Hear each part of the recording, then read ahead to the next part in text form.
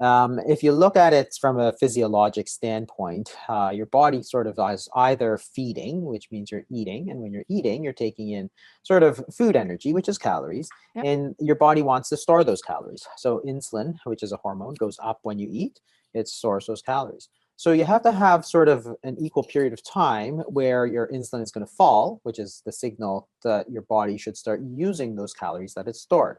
So it's a balance there, right? It's a balance between feeding, which is storing calories, and fasting, which is using the calories that you've stored. That's really all it is. And you're supposed to have this natural cycle, which is why you have a word breakfast, break your fast, because Right. you're not supposed to eat all the time. If you never fast, then you're just going to be storing calories all the time, which means you're going to gain body fat because body fat is really no more or less than a store of those food calories, right? And it all Right. depends on insulin, which is why a lot of people look at the carbohydrates because certain foods are more fattening than other foods, right? Right. And people say it's all about calories, but it's really not. The body doesn't run on calories. The body runs on hormones. That's what tells the body sort of what to do with the calories, how much to eat, whether you should eat more or eat less. Everything in the human body is run on those hormones, and the fasting is a way to sort of adjust those hormones so that you can lose some of the body weight. And it's really a very simple concept. It's been around a very, very long time. But recently, of course, people had the idea that you should eat constantly Yeah. to lose weight. And it's like, okay, one, that just doesn't make any sense. It's actually impossible to lose weight while you're actually eating. Right. It just doesn't work that way. It's sort of like, you're going to dry off by jumping in the shower, right? It's like, that doesn't make any sense at all. You only lose weight when you're not eating. That's the only way you can do it. So, Right. but it had become very, sort of, oh, eat it the minute you get up, never skip breakfast, and don't stop eating until you go to bed, and that's the way to lose weight. It's like one that doesn't make any common sense. It doesn't make any physiologic sense. You need to have that period of fasting. And in the old days, your grandmother might say, "Oh, you need time to digest your food," right? That's really all we're talking about. It's Right. especially important as you get older because with menopause, perimenopause, and as people as men get older, because there are changes as well. So with women there's a change, but men's testosterone also tends to Yep. decline over time, which makes weight loss a lot harder actually. But because of the changes with age, it's especially important to make sure that we have these periods of fasting so that we can allow our bodies to use the calories that are stored away. That's what body fat is. That's Yeah. what glucose is. So if you have type 2 diabetes, pre-diabetes, again, that's another way to allow your body to use it. Hmm. And the thing is that it's a completely natural way to do it, right? There's no drugs involved. They're not It's doing any free. sort of weird surgery. It's free. And it's been done for thousands of years. So if there was a problem with fasting, we would have figured it out sort of Right. 2000 years ago. It's ridiculous to think that the human body has no capacity to use the fuel that's stored away on our bodies. Of course, if you're underweight, if you have very little body fat, for example, then no, it's not the right thing for you. But for most of us in North America who have enough body fat and sometimes too much body fat, then it is a very good solution. Problems like if you do a diet, for example, that's never been done before, right? Then say you come up with some diet of some kind of shake and stuff. Well, nobody's ever done that before. You don't know what the consequences are because you don't have the experience with it. But if you follow a diet that's been around, or a dietary intervention like fasting, which has been around for thousands of years, you know that literally billions of people throughout history have done it, and there just are not that many reports of problems with it, Right. given the right circumstances, of course. Given that you're trying to lose weight, you have to have adequate body fat and so on. If you think about how the body stores excess energy, which is calories, um, it stores it either as sugar or it stores it as body fat. If you have too much sugar, you have type 2 diabetes. If you have too much body fat, you have obesity. So if you have too much of this, then the natural solution is to let your body use some of the fuel that it's stored away. So burn off some of the glucose, burn off some of the body fat, and then you will get better, which is going to decrease your risk of the two, by far and away, biggest health issues of today, which is heart disease and cancer. So we know, of course, that cancer is a many type. There's lots of different types of cancer, but many types of cancer are obesity related. That is how they're classified. There's I think 13 or 14 different types of cancer that are classified as obesity-associated cancers by the World Health Organization. And that includes breast cancer and colorectal cancer, which are sort of the biggest two. The biggest one actually is lung cancer, but that's mostly related to smoking. Right. You're simplifying your life because it's not something that you're doing, it's something that you're not doing, right? So it's completely opposite from a diet, which is that the diet tells you what foods are you going to eat. Fasting works with any diet because it doesn't tell you what foods you should and shouldn't eat.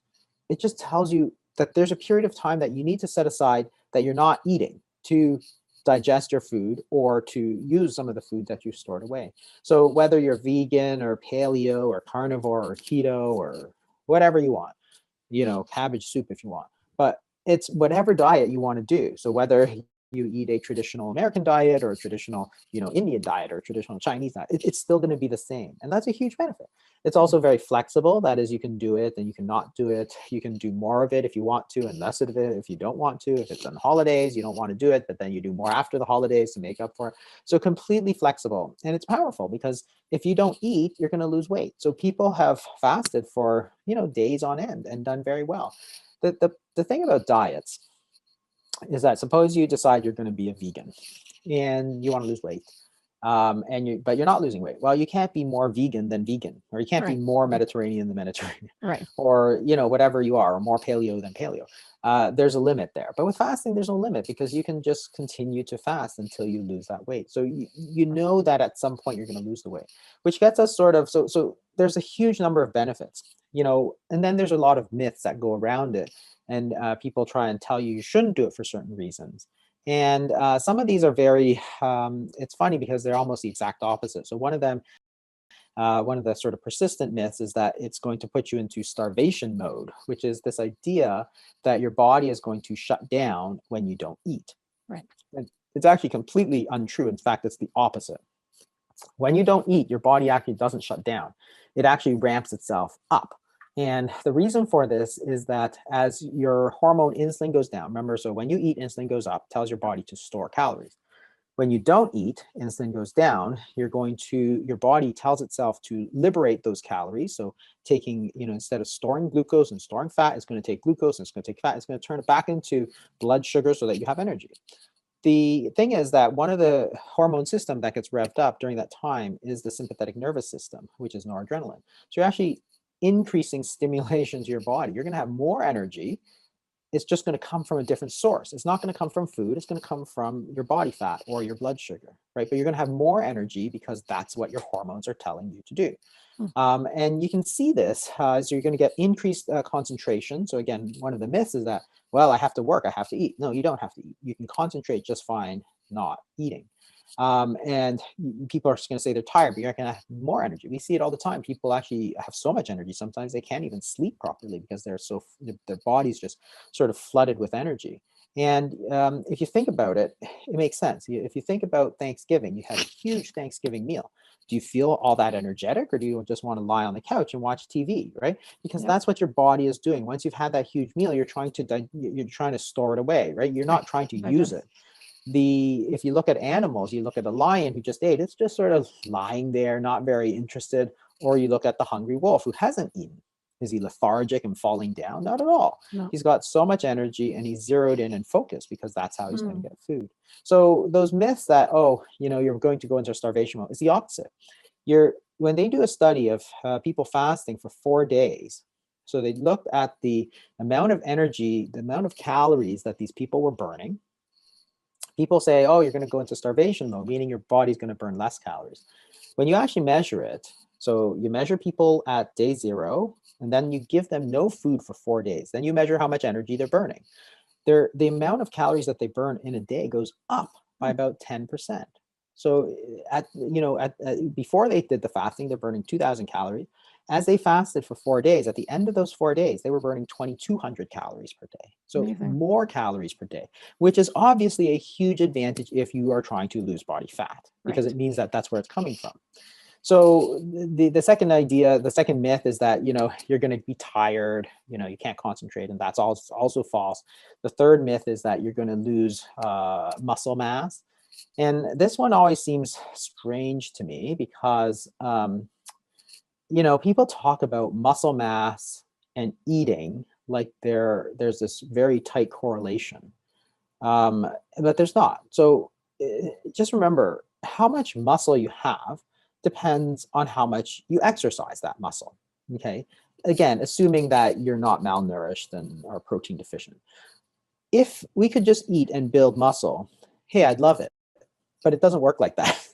If you don't exercise, it matters very little what you eat because you're not going to gain muscle mass or muscle strength because that's, you know, the body only gets stronger when you exercise it. So you could send people up to space where they have no gravity, there's no, you know, they're not exercising, they lose muscle mass extremely quickly. That's why they have to exercise in space, right? It's not what they ate. Like, it's great if I could just eat more and gain muscle. And the opposite is also true. If you don't eat, your body doesn't automatically lose muscle because, you know, there's this idea that your body is just so incredibly stupid that your body's going to store energy as glucose and fat. And when you need it, the minute you need it, you're going to burn muscle. Right. Like, how does that even work? Why would you think the human body is so incredibly stupid that we became the dominant species of this planet? Right. Like, wouldn't you, like, why would you do that? It's like storing firewood for the winter, and then as soon as it gets cold, you chop up your sofa and throw it in the fire. Why would you do that? You know, muscle is functional tissue. It's not a store of energy, right? So when you need a store of energy, you go into your stores of energy, which is glucose and body fat. You know, one that often gets people is the hunger, because you will get hungry during fasting. That is unavoidable. What people always worry about is that they'll get so hungry that they won't be able to control themselves. And for most people, it actually doesn't work that way. For most people, when you miss a meal, your hunger will go up, and then if you don't eat, it'll just go back down. So when they measure, you know, people over 24 hours who haven't eaten, they measure their ghrelin, which is a hormone Hunger that hormone. goes up. Yes, a Yeah. hunger hormone. So it goes up, you're more hungry. What happens is that, you know, at 12 o'clock, you miss your meal, you're hungry. Yeah. At 4 o'clock, your hunger level, your ghrelin levels are actually the same as if you ate. It goes right back to baseline. So what happened? Well, your body took the energy from your stores. It took it from your body fat, and you ate lunch from your body fat. You just didn't take it from the food. But your body has essentially fed itself on its body fat, so therefore you're no longer hungry. And that's basically all that happened. So if you can simply ignore it for, you know, 90 minutes or so, that wave of hunger is just going to pass. Your body will feed itself. And most of it is also conditioning. So most of the hunger is actually just conditioning. That is, you think you've got a habit of eating a certain way, and when you don't, then you're going to be hungry. For a lot of people, and you see that because you see these peaks in ghrelin exactly at breakfast, lunch, and dinner. So if you simply train yourself to eat 2 meals a day, and for years I did this because I skipped breakfast, mostly because I just was too tired and I wanted to sleep, so I didn't want to get up and make breakfast. Right. So I just ate lunch and dinner. I don't get hungry in the morning very often anymore because I'm just not used to it, right? Yeah, you're So conditioning yourself. yeah, it's just a conditioned response. So hunger is very often a conditioned response. So if you simply get used to it, then all of a sudden you don't have to fight yourself to lose weight because your habits are just going to lead you naturally to this. So that's the beauty of something like fasting, because as soon as you establish that habit, it's easy because it doesn't take any willpower or thought. It's just something that you naturally fall into, as opposed to sort of diets where you're constantly thinking about, should I do this? Should I do this? Should I eat this? No, this you shouldn't eat. So, you know, there's a lot of advantages there. A lot of the myths turn out to be false. In fact, most of the myths are the exact opposite. So people say, oh, you can't concentrate. You know, your concentration actually is shown to be better. It's like, oh, you're going to go into starvation mode, meaning that your body will burn less energy. No, it actually burns more energy. So all of these myths are just sort of blown away by the actual science of it, which nobody had bothered to look at. So when I started talking about this in sort of 10 years ago, 8 years ago almost, all the science was there already. But the perception, which is that this fasting is bad for you, fasting is dangerous, fasting is going to cause all these things, it was almost all the exact opposite of what was actually true. And it just meant getting the knowledge out there, and people could see it for themselves. Hey, here's an intervention that's free, that's available that has all these benefits, and most Yeah. of the myths are simply untrue. So what's stopping us from doing it? And the answer is nothing. It's just habits. We want to change our habits. Yeah, so there's really only two sort of variables that fast differ. One is the length of a fast. So you can do it for 12 hours, or you can do it for 16 hours, or you can do it for 24 hours, or you can do it for 24 days if you feel like it, right?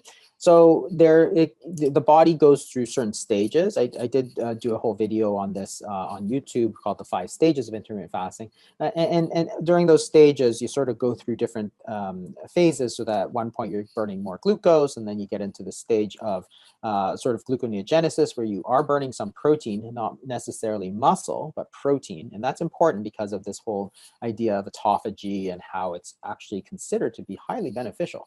And then you get into sort of fat burning. So depending on what your specific goal is, you may do more shorter or longer fast. So you get into this range sort of at the beginning where you start burning glucose mostly, then you get into this sort of autophagy, 24 to 36 hours. And then after that, you get into mostly fat oxidation, which means if you're looking for that, you can use longer fasts for losing body fat. It gets into this sort of protein sparing sort of fat burning mode, because again, your body wants to change most of its energy requirements to body fat. So the length of the fast is one variable. And the other thing to think about for fast length is how you're going to implement that into a regular day. Because if you do long fasts, I'll tell you that they're not easy to fit into a regular daily schedule. Yeah, so if you're going more than 24 hours, so if you're doing, say, a 3-day fast, it's not all that easy to fit it in, because a lot of people have dinner with family, or they have plans to go out and socialize. And socialization is often at dinner time, right? Or after meals or after drinks or whatever. And the idea is not to be a hermit and, lock yourself away, because that's very unhealthy as well, So you want to sort of fit the fasting into your lifestyle, not fit your lifestyle into fasting. So that's why a lot of the shorter fasts are so much easier to do, because they fit into the regular day so much easier. So 16/8, for example. So the shorter you do a fast, generally, the more frequently you're going to do it. So a 16-hour fast is just eating in 8 hours of the day. And so you're allowing yourself 16 hours to use that. So you might eat from, say, 11 a.m. to 7 p.m. And that fits very easily into a normal working schedule. It still allows you to have sort of dinner with your family every night, go out for dinner with friends on the weekends, and all that kind of thing. Because most of the time, people don't care if you eat breakfast or not. They're not expecting you there. And, because remember, when you eat, there's very little social aspect to it. And as opposed to dinner, which is meals are not just for sustenance. They're also a time for us to connect with others and sit down and spend time, right? So that's why you have to all take that into consideration. So a 16/8 schedule or a 1 meal a day schedule works extremely well with that. So 1 meal a day is where you might eat, say, dinner every, today to dinner the next day, which is about a 24-hour fast. So those are the most popular, because 16/8 and 1 meal a day, or OMAD, those are the two most popular schedules, because they fit into a normal day without too much sort of adjusting of other things. And you don't have to, if you're doing 1 meal a day, it's not that you have to do it every day. You might do it a couple of times a week, for example. Do recommend changing it up occasionally. So there's two things. One is that it's good to establish a pattern first, because by establishing the pattern, you build the habit, which then makes it easy.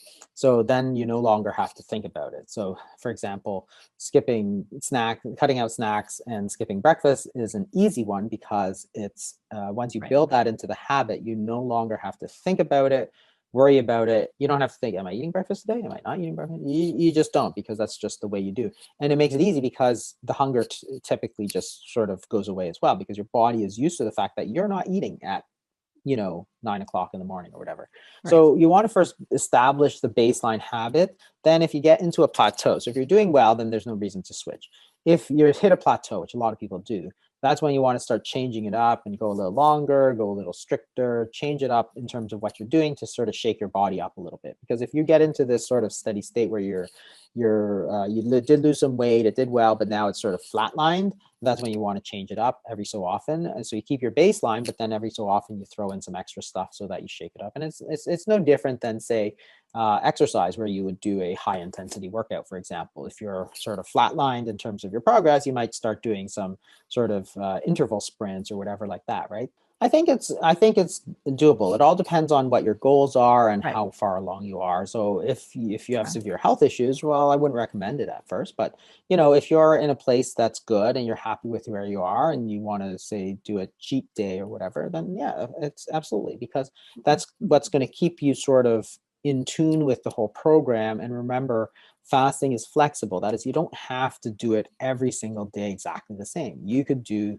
none at all on Sunday and then do maybe a bit more on Monday, so that you don't the thing about holidays and these sort of cheat periods like holidays, Christmas time, that kind of thing, is that most people when you think about it, don't make up for it. So if you say you eat a certain amount and then you have a period, say Christmas, because that's where traditionally you see the most weight gain. So you eat a lot, like way too much, and not the right foods, right? A lot of cookies and ice cream and desserts. So that's fine. So you're eating, then you eat a lot. Well, then you go, okay, now it's January 2nd, so I'm going to go back to eating regularly. Well, you never made up for that period of a month where you ate too much. Like, you have to have a period of a month where you're eating a lot less in order to balance. You can't just go back to your usual. So again, same thing with the cheat days. If you say, okay, well, yeah, and I'm totally fine with it. Say you have a day, I don't want to think about it, where it's a day I'm just not going to think about. I'm going to eat what I feel like eating, and that's it. That's fine. But if you're going to eat more on that day and the wrong foods, then you should have another day that makes up for it, because you can't have a positive day, right? Say you're at 0, 0, 0, and then you're at positive, positive, positive, and then you go back to 0, 0, 0. Well, where was all your negatives that canceled out your positive? You never had those. Yeah, there's a lot of myths around women and fasting. I mean, you hear this a lot, that women shouldn't fast for whatever reason. And there's only there's some truth that men and women, that like men and women are different, obviously. But it doesn't mean that women shouldn't fast, because when you think about their digestive systems, their metabolic systems, they're much the same. That is, the way that we process foods and so on is the same. Now, there are certainly differences from a behavioral standpoint and a weight loss standpoint. So a lot of men, for example, will tend to lose weight very quickly at the beginning, whereas women tend to have to go a little bit more slow, like they'll see the more slow progress. But again, it's not something that doesn't work for women ever, which I've seen before. And it's like, because remember, we're talking about the metabolic system, which is, a lot of, insulin and, hormones like ghrelin and so on. And there's slight differences between them. But there's not huge differences. So women, yes, women can still fast. Most of our program is actually women, and some do very well. Some don't do very well, but some men don't do very well too. When you talk about changes in hormones like estrogen and progesterone, those are obviously things that only affect women. And they're important, but they're not affected too much by diets and so on. So it's not like something you have to adjust, that you can or can't do or should or shouldn't do. Um, the sex hormones play a huge difference in weight management. That's actually quite true, because if you think about puberty, before puberty, boys and girls are actually very much similar in terms of their weight, in terms of their body fat. After puberty, the boys tend to be very different from the girls, because the boys, under the influence of testosterone, tend to gain more muscle, and the girls, under the influence of estrogen, progesterone, tend to gain body fat. So they gain breasts, their hips get bigger. That's just an average over, millions of people. We've known this for ever. So if you look at how much body fat they gain, girls gain about 50% more body fat than the boys. And the main difference is testosterone versus estrogen. And that's why I always think it's so strange that people think it's all about calories, because it's not about calories and willpower. It's not like girls have less willpower and boys have more willpower. It has everything to do with hormones. The body only responds to hormones, not calories. So, there's such a stark difference. And the same thing happens during menopause. There's a lot of people, because of the changes in the estrogen progesterone, they have trouble with the weight gain. You actually see it in studies. The perimenopausal period is actually probably the worst one. It's actually the period leading up to menopause is where you see the weight gain. But we have the highest amount of ghrelin when we're in perimenopause. Yeah, it is. And then that's where this whole calories discussion is so detrimental, really. I mean, you see all these health and fitness guru, it's all about calories, with the implication that it's all about willpower. But it's clearly not, because again, the influence of hormones is so significant. That is, you look at puberty, you look at when you give people insulin, they gain weight. It doesn't matter how much willpower you have, you're going to gain weight when I give you insulin. It's a hormonal thing. Yep. If your ghrelin levels are high, then you're going to be hungry.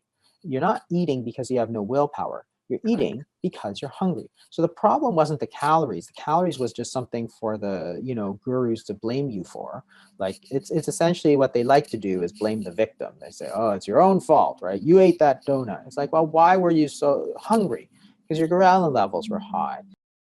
So women actually tend to have much higher spikes in ghrelin, and the fasting actually impacts them more than the men. So the men tend to have lower spikes of ghrelin, and the women tend to have higher spikes. But then over time with fasting, ghrelin actually gets pushed down. So they may actually do better over time. It's not immediate, but over time the ghrelin tends to come down more because they tended to go higher. So if anything, if you do it consistently, the women may do better over time, especially during that time where ghrelin is such an issue, right? I mean, the whole thing about calories is that you're looking at the sort of just the end result. You're not looking that one step deeper. I always think that people who are so focused on calories, they're so simplistic. They're all like, it's all about calories in, calories out. Well, let's take one step deeper. Okay, why are you eating more calories? Because you're hungry. Well, you can't choose to be less hungry. You can't choose to be more hungry. And why is your calories out, which is metabolic rate, low, right? It's not exercise. Most of your metabolic rate is your heart, your lungs, your kidneys, right? It's all about metabolic rate. You can't choose your metabolic rate. So these people who say it's all about calories, they're implying that it's all about willpower. It's all about what you choose. You can't choose to be more hungry. You can't choose your metabolic rate to go up or down. You have to influence the hormones that influence the hunger, which I'll tell you that most of academic medicine believes in to their very core, right? Is very harmful for people, because what they're saying is actually that obesity, weight gain is all your fault, right? Exactly. That's the message that gets out there, but it's not true.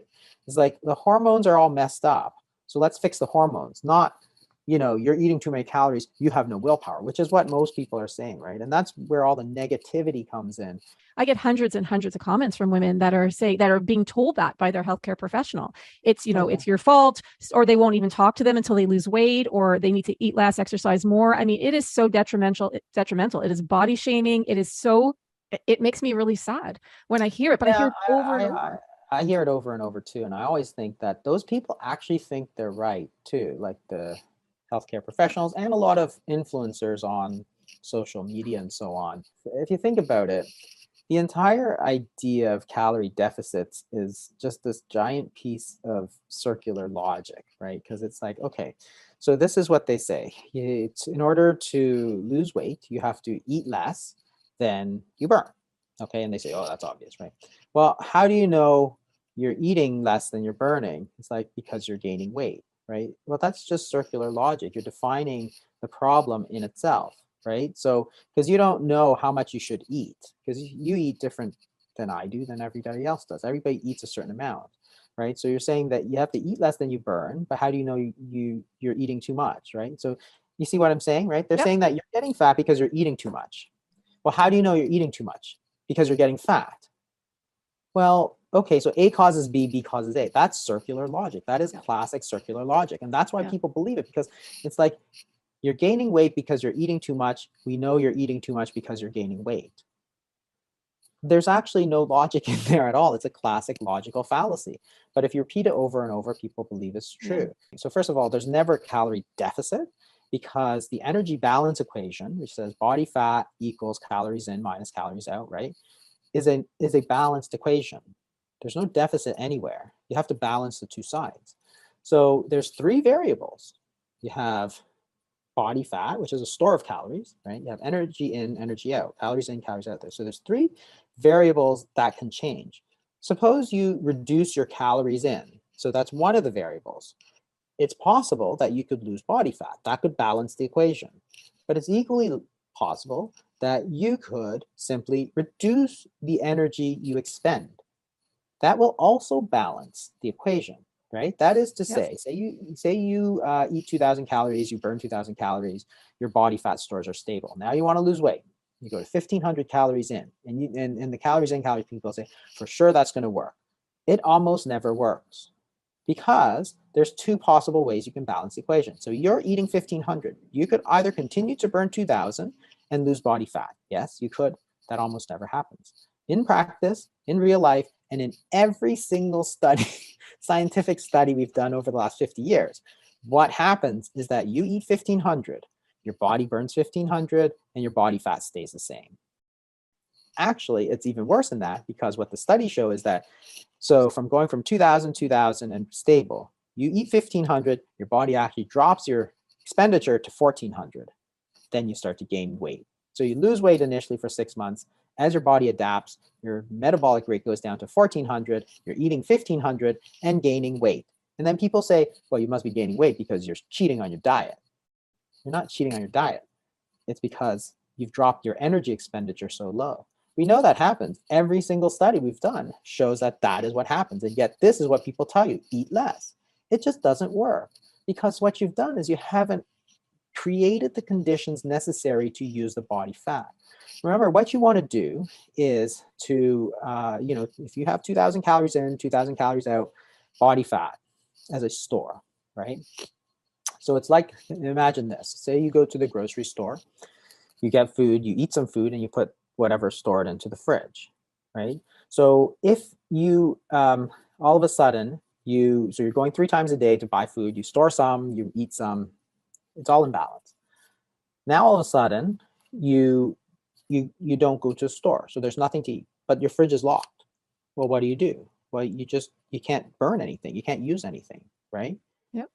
That's the same thing with insulin. If insulin is high, then you can't access your body fat stores. So if you eat constantly and you're eating low-fat, high-carb foods, insulin is high, you can't access your body fat stores, okay? So now you look at those 3 variables. Body fat stores is locked away. You can't get at that.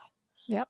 You reduce your calories into 1,500. The only way you can balance this equation is to reduce your calories out to 1,500. So now what happens is that you used to burn 2,000, now you're burning 1,500. You're cold, you're tired, you're hungry, and you're gaining weight. What you want to do is unlock the calories that are available in your fat stores so that you can eat 1,500, you can continue to burn 2,000, and that 500 is coming out from there. The only way you can do that is get your insulin levels down so that you can get access to that. And that's what I mean. You have to understand, what is it that's keeping us high? So this old idea from 10 years ago that you should eat sort of super low fat, super low cal, it's actually, and eat 6 to 8, 10 times a day. It was exactly the wrong thing. The opposite of what it was the exact opposite for losing weight. You need to get your energy out from the body fat. That's what you're trying to do, not eat less. You're just trying to get those stores out. And the only way you can do that is to create the hormonal conditions that allows it to do that. Both can create a calorie deficit. What's important is to create the hormonal conditions that allows you to use your body fat. So if you eat 1,500 calories constant throughout the day versus sort of once a day, then the rest of the day, your insulin levels are going to go down during intermittent fasting. Your insulin levels go down. Your body now gets the signal, hey, I should start pulling calories back out from body fat. So as you do that, you can make up the other 500 calories that you're missing. If you're just taking 1,500 calories constantly throughout the day, insulin levels stay high, your body never gets a signal that, hey, you can start taking out your calories. Well, if you only have 1,500 coming in and you don't have anything coming out from your body, you can only burn 1,500. That's how your metabolic rate goes down from 2,000 calories to 1,500 calories. And that's the difference between fasting and just pure calorie restriction. Even though both are the same number of calories, you're trying to make sure that it's the hormones that are fixed. Yeah, so when you take artificial sweeteners, you're getting that signal, that sweetness, and sometimes that's going to raise insulin. Certain ones like aspartame used to do it a lot, but some other newer ones actually don't do it that much. But the problem is that that sweetness is going to tell your body, hey, we're going to eat. So then you get hungry. So it's like, okay, so on the one hand, there's no calories coming in, but on the other hand, your body is getting ready to eat. And so therefore your insulin is going to go up. You're going to, again, lock away the fat stores because you know, that signal is telling your body food's going to come in, I'm going to start storing calories as opposed to burning calories, right? Yeah. Your body is either storing it or it's burning it. There's no other in between. So it gets ready to start storing calories because that's what you've just told it to do. And therefore, if your insulin's still going up, then your body's not able to use those calories. And then you're going to want to eat because you're going to be hungry. And that's going to lead you to do a lot worse. And you know, you think about it, like you just have to use some common sense. Like how many people have ever told you that, hey, I just switched to Diet Coke, lost 25 pounds? It's like, no, I don't think I've ever heard that, ever. What you do hear a lot of is, hey, I was drinking like 20 Diet Pepsis a day. As soon as I got off that junk, I lost 25 pounds. Right? Because there's all that chemical that was keeping you sort of in that sort of feeding mode as opposed to that fasting mode, right? So say you take 100 calories of cookies versus 100 calories an egg, for example. The minute you put those in your mouth, the hormonal response to those two foods is completely and utterly different.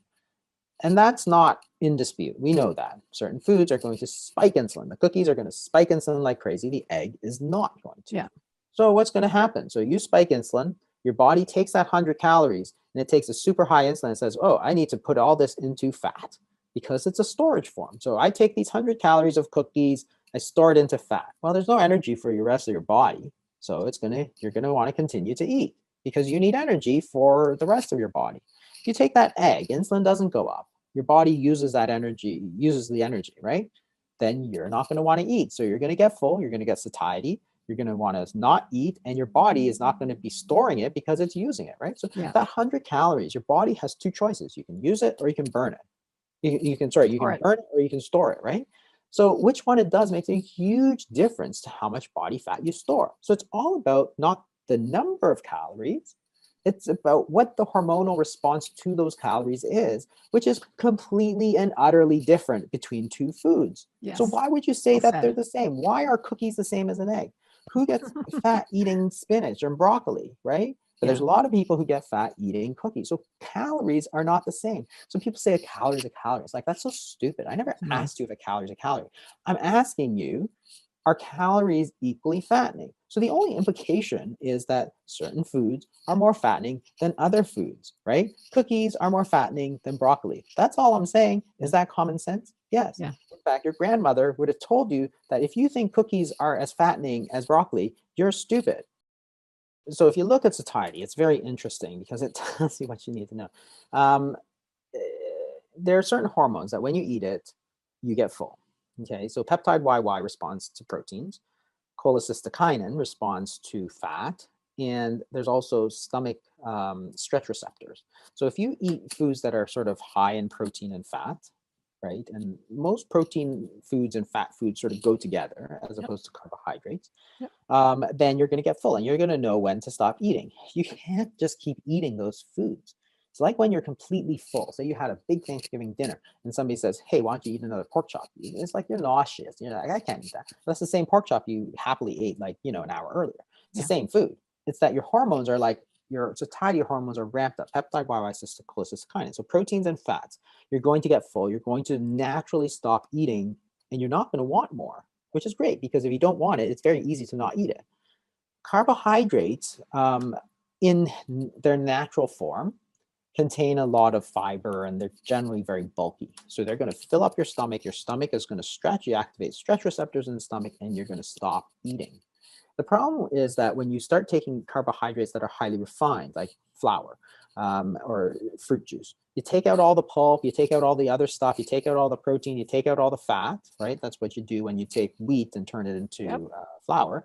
There's no fat, there's no protein. It's all like pure carbohydrate. But you no longer get the stretch in the stomach, and therefore you don't get the satiety. So you can keep eating those foods.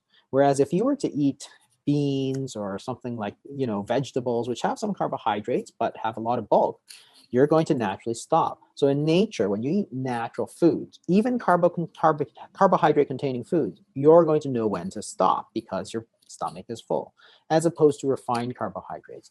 And again, it's just pure common sense. Like when you're completely full and somebody says, you want to eat another pork chop? You say, no way. If somebody says, do you want a cookie? You're like, sure, no problem. You know, as kids, you say, Yeah. oh, I had a second stomach for that. So if you're going to eat foods, then make sure you eat natural foods, because natural foods we've adapted to. We have ways of knowing how much we should eat and how much and when we should stop, as opposed to sort of, you know, if you want fruit juice, you can always, even after you feel completely full, you still get fruit juice and still put it down, because there's almost no satiety effect there, right? I used to wonder about that, because when I was a kid, I used to think, hey, that's very strange that you could have, you know, a full meal and then you could just have a Coke afterwards, or and it could be 500 calories, but hey, you don't feel it at all. Like, Yeah. strange, because you should not want it because you're completely full.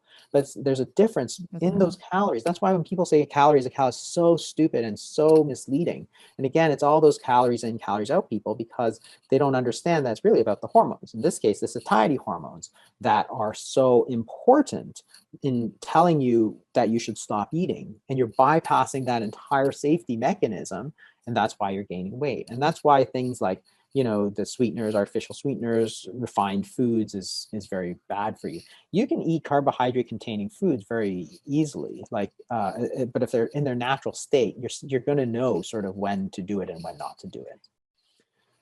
So fruits is sort of variable, because there's a lot of fructose. Some of it is very sweet, so it's not necessarily your best friend. I don't think it's your worst enemy either, because again, there is a lot of other stuff. So if you're eating an apple or something like that, there's still that bulk and there's still those other things in it, the fiber and so on, that is going to prevent you from overeating it. So if you're taking fruit juice, then yeah, very easy to overeat that, but it's very hard to overeat apples, for example. Same with the complex, and it's more like the root vegetables. So even potatoes, for example, if you have boiled potatoes, it's really hard to overeat boiled potatoes.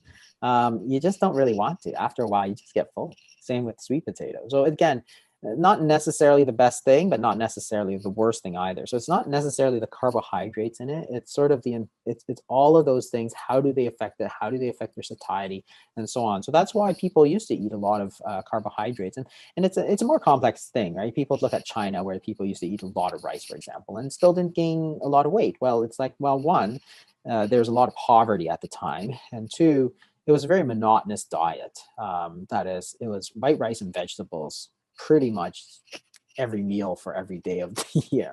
And there's two reasons why you eat. One is that you're hungry and need nourishment, and two is that it's delicious, right? So if you take away the deliciousness, that is, you eat a very monotonous diet. So no matter what you eat, no matter how good it is, if you eat it every single day, it actually starts being not so tasty to you. If you eat white rice and vegetables every single day, pretty soon you only eat until you are full, and after that, you don't want to eat anymore, because there's no sort of hedonic enjoyment of it. It's a big difference from now, because now you've got chemicals, you've got, you know, different foods that are going to keep you wanting to eat, and you know, therefore a lot of people are eating way past their fullness and eating for the enjoyment of it, which is not to minimize it. I mean, everybody enjoys food, but if you're eating every day past that sort of hunger requirements and into enjoyment, well, that's a problem. That's why these monotonous diets often work. So you know, it's complex. That's what I'm saying, and that's why I always think this whole calories in, calories out crowd, which tries to boil it all down to one single factor that's not even a physiologic factor. That is, the body has no calorie receptors. The body has no idea how many calories you're eating. It's a term from physics, not from physiology. It has actually no implications for physiology whatsoever.